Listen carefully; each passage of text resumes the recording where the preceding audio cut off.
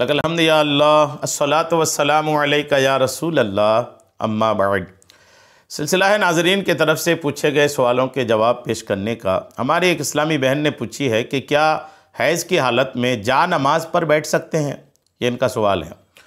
حیض کی حالت میں بہت سارے ایسے کام ہیں جس کو کرنے میں کوئی حرج نہیں ہے۔ حیض کی حالت میں عورت کے لیے نماز پڑھنا جائز تو نہیں ہے، اور ان دنوں میں جو نمازیں رہ جائیں ان کی قضا بھی عورت کے ذمہ نہیں ہے۔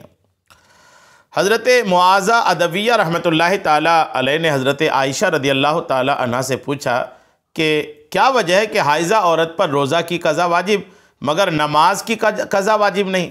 تو حضرت عائشہ صدیقہ رضی اللہ تعالیٰ عنہ نے فرمایا کہ نبی کریم علیہ السلام کے زمانہ مبارکہ میں جب ہمیں حیض آتا تو ہمیں روزہ کی قضا کا حکم دیا جاتا تھا، لیکن نماز کی قضا کا حکم نہیں دیا جاتا تھا۔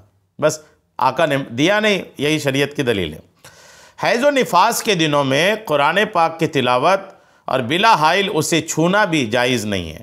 قرآن کی تلاوت نہیں کر سکتے، بلا پردہ قرآن کو چھو بھی نہیں سکتے۔ بحر الرائق میں یہ لکھا ہے۔ حیض و نفاس کی حالت میں عورت کے لیے ذکر و اذکار کرنا یہ جائز ہے، مثلا درود پاک، استغفار، کلمہ طیبہ یا کوئی اور وظیفہ پڑھنا، یا قرآن مجید میں جو دعائیں آئی ہیں ان کو دعا کی نیت سے پڑھنا، یہ سب درست ہے۔ فتویٰ شامی میں یہ بات لکھی ہے۔ بات میں نے بیچ میں عرض کر دیا، ورنہ آپ کے سوال کا جواب یہ ہے کہ حیض کے دنوں میں بھی آپ جا نماز پر اگر بیٹھنا چاہیں بالکل بیٹھ سکتے ہیں۔ جا نماز جو ہے نا، یہ ایک کپڑا یا ایک قالین ہے جس پر آپ نماز پڑھتے ہیں۔ جا نماز دراصل وہ جگہ ہے جہاں پر آپ نماز پڑھتے ہیں۔ یہ جو جا نماز کے کپڑے ہیں نا، یہ آج کل چلن میں آئے ہیں۔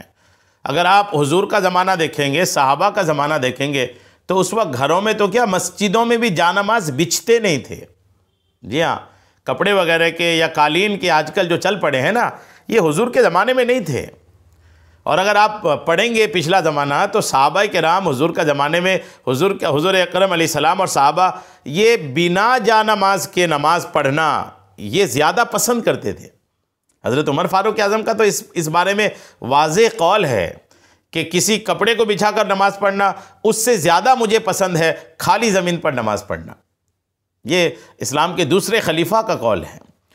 تو بہرحال یہ کہ جا نماز تو پہلے ہوتا ہی نہیں تھا، اب ہوتا ہے، تو وہ بھی ایک قالین ایک چیز ہے۔ جس طرح آپ ناپاکی کے دنوں میں پاک کپڑے پہن سکتے ہیں، آخر کپڑے پہننا بھی تو سنت ہے، یہ تو آپ پہن رہے ہیں، اس سے جا نماز تو سنت بھی نہیں ہے استعمال کرنا، تو اس بہرحال یہ منع بھی نہیں ہے۔ ایسا بھی نہیں کہیں گے کہ جا نماز استعمال کرنا منع ہے، یا مسجدوں میں جو جا نماز بچھ رہے ہیں وہ غلط بچھ رہے ہیں، یہ بھی نہیں کہیں گے۔ ٹھیک ہے، مسجدیں ہیں، سہولتیں دینی چاہیے حالات اور زمانہ اور دور کے حساب سے، وہ اپنی جگہ ہے۔ لیکن میں ایک عرض کیا کہ زمانہ رسالت میں مسجدوں میں جا نماز نہیں ہوا کرتے تھے۔ اب یہ کہ آپ حیض کے دنوں میں، نفاس کے دنوں میں، استحاضہ کے دنوں میں آپ اگر جا نماز پہ بیٹھنا چاہیں بالکل بیٹھ سکتے ہیں، بیٹھیں، ذکر و اذکار کریں، بالکل اس کی اجازت دی جائے گی۔ اللہ کریم ہم سب کو عمل کی توفیق عطا فرمائے، آمین، بجاہ النبی الامین صلی اللہ تعالی علیہ وسلم۔